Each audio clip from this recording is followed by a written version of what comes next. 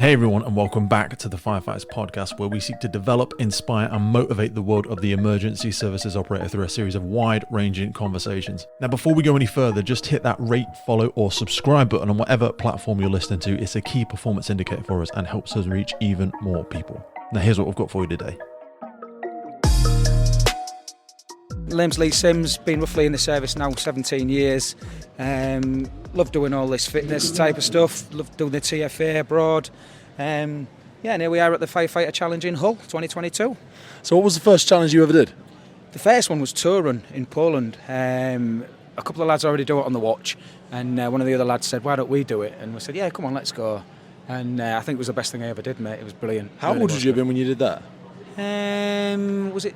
I don't know if it was about 2006. I'm not sure. So, God, I'm 47 now. Work it out. I can't. These firefighter challenges have been going for so long now, but in the UK, it's kind of just getting to the precipice now. Of we've got the Welsh, we've got the British, we've got the Cheshire.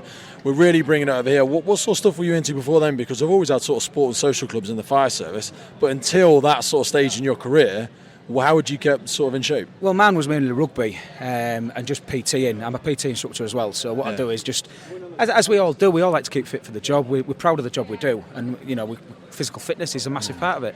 So all I've done is just integrated into that. Yeah. And when we came along and said, look, you can have a go at this Firefighter Challenge, well, yeah, let's have a go. It was in Poland. Got you written all over it. Mate, it was just great. It's just what we do, functionality training, and you know what I mean. If it's dragging a dummy, it's dragging a dummy. That's what you could be doing in a real job, isn't it? So.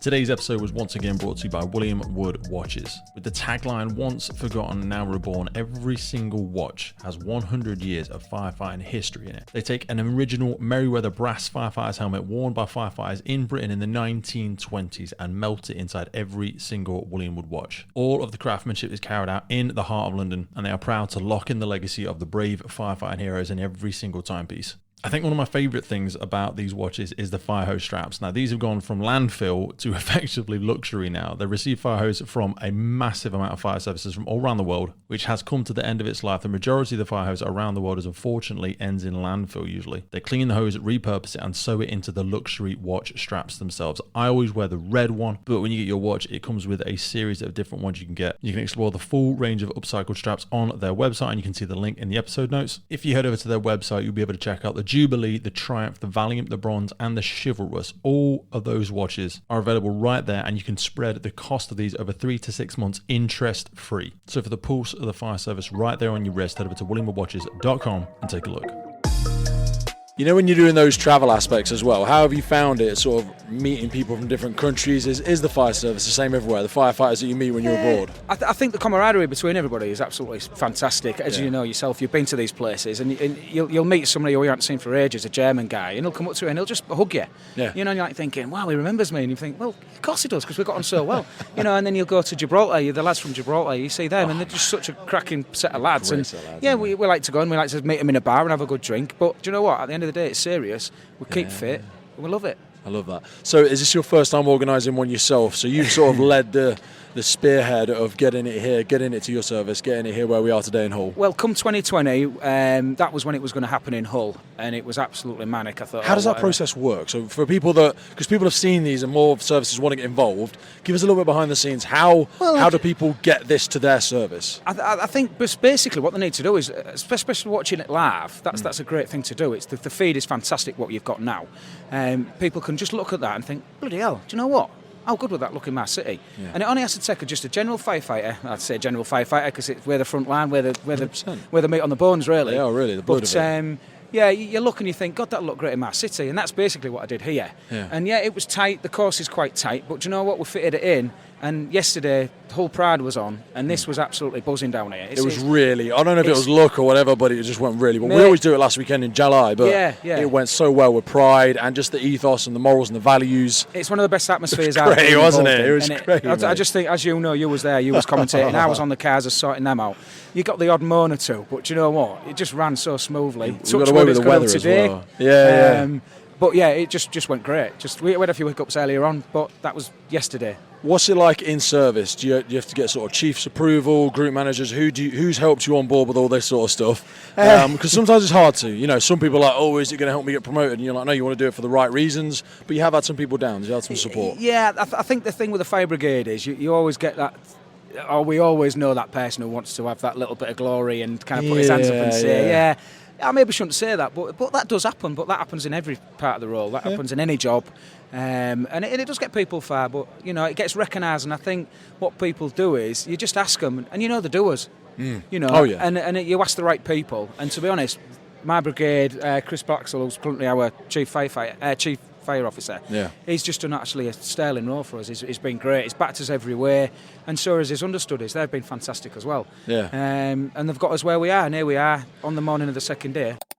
Today's episode is supported by our good friends over at Duty Crew Coffee. Now, as you're probably aware, coffee is the most popular drink worldwide, with over 2.25 billion cups of coffee consumed every single day, and over 70 million of those in the UK alone. Most of this is consumed in our crew rooms, our watch offices, and by our emergency services frontline staff. So when you're getting together around the mess table, don't be drinking a nasty-ass cheap coffee. Nobody likes that guy that brings the cheap stuff. Life is too short to be drinking crap coffee. So if you head on over to dutycrew.co.uk or click the link in the podcast below, you'll be able to jump on over and see the Duty Crew coffee products. They come in 227 gram oversized high quality recyclable standard pouches, and they are individually wrapped 10 gram coffee bags. They're quick, mess free, convenient. They have a one-way degassing valve, which is an absolute must for storage of freshly roasted coffee. You can get the 20-pack response bag. They've got the HQ, they've got the No Duff, they've got the Unity, the Decaf, and of course all of their products are Rainforest Alliance certified, Fair Trade Foundation, and most importantly, they taste freaking epic. I started drinking Duty Crew about 2 months ago, and then when I fell in love with it, I got in contact with them and they came on board with the podcast. So jump on over to Duty Crew Coffee if you want some of the good stuff. Now back to the podcast.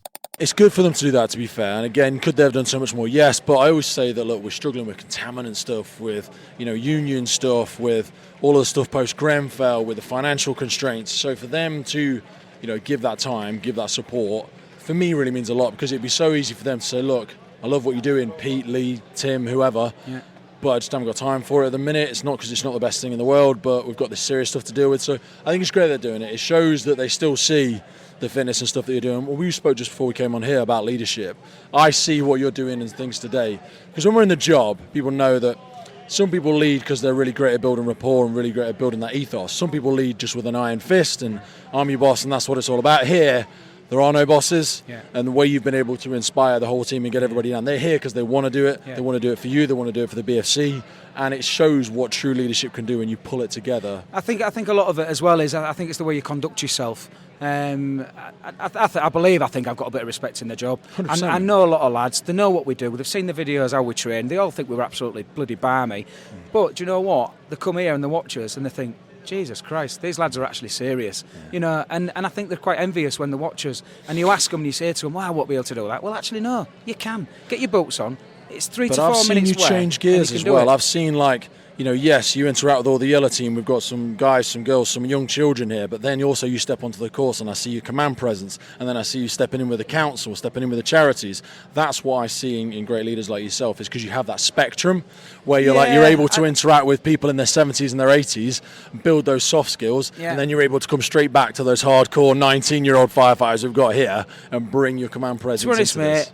I'm just being myself. That's just me. I don't look like I have any special skills.